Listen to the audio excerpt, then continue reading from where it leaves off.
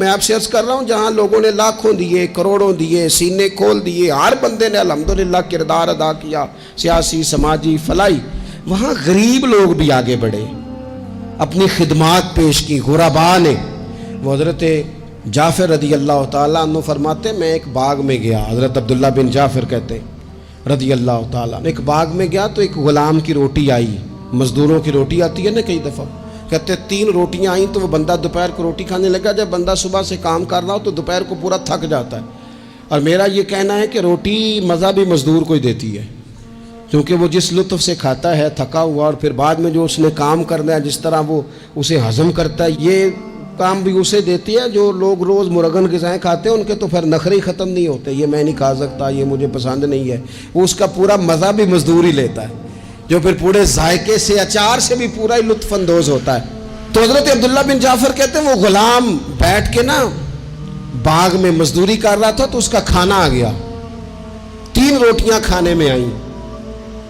کہتے ہیں وہ بھی کھانا کھانے ہی لگا تھا کہ میں نے دیکھا ایک کتا آ گیا، اس نے پہلی روٹی کتے کو ڈالی، تو کہتے ہیں کتا نے روٹی فٹافٹ کھا لی، اور پھر اس نے دیکھا زبان لائی تو اس نے دوسری بھی ڈال دی۔ کہتے ہیں وہ پھر اس نے کتے نے کھا لی، پھر زبان باہر نکالنے لگا، اس نے تیسری بھی ڈال دی۔ اب کتے نے پیٹ بھر کے کھایا، 2 ہلائی، کتا نکل گیا۔ کہتے ہیں میں آگے بڑھ گیا، میں نے اس غلام سے کہا کتنی روٹیاں آئی تھی؟ کہنے لگا جی 3 ہی تھیں۔ یہ سار ہے، 3 ہی تھیں تو تینوں دے دی۔ تو کہتے ہیں وہ غلام، اس کے ہاتھ میں سامان ہے مزدوری کا، سمجھ لے کئی پکڑی ہے، کدال پکڑا ہے، کام کر رہا ہے، پکڑ کے کہنے لگا جناب یہاں کتے میں نے روٹین میں نہیں دیکھے، کہیں سے بھوکا بیچارہ دور سے آیا ہے۔ تو میں نے کہا کہ میں تو شام کو کھا ہی لوں گا، پتہ نہیں اسے ملے گی کہ نہیں، میں نے تینوں ہی ڈال دی ہیں، کوئی حرج نہیں۔ حضرت عبداللہ بن جعفر کہتے ہیں لوگوں کو بڑی جگہوں پہ وجد ہوتا ہوگا، شعور آتا ہوگا، رکت ہوتی ہوگی، مجھے تو اس نہ اچھا شعر، نہ اچھی آواز، نہ سریلی بات، نہ تگڑا ادیب، نہ اعلیٰ شاعر، نہ تگڑا خطیب، لیکن مجھے اس کی بات پر وجد ہو گیا۔ جنا تنا وچ عشق نہ رچیا، کتے ہونا تھی چنگے، او مالک دے کر راکھی کر دے، صابر بھوکے ننگے۔ فرماتے ہیں کہ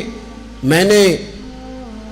جب دیکھا نا اس شخص کی طرف کہ وہ اتنا مہربان ہے، اتنے اس کے دل میں جذبات ہیں،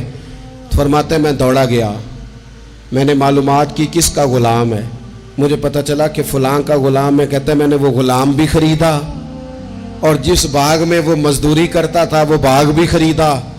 اور میں نے وہ باغ اس غلام کو جب تحفے میں دینا چاہا تو کہنے لگا حضور ہم بڑے سادے سے لوگ ہیں، محنت کر کے کھانا ہی پسند کرتے ہیں، مہربانی کرے کسی ضرورت مند کوئی دے دے۔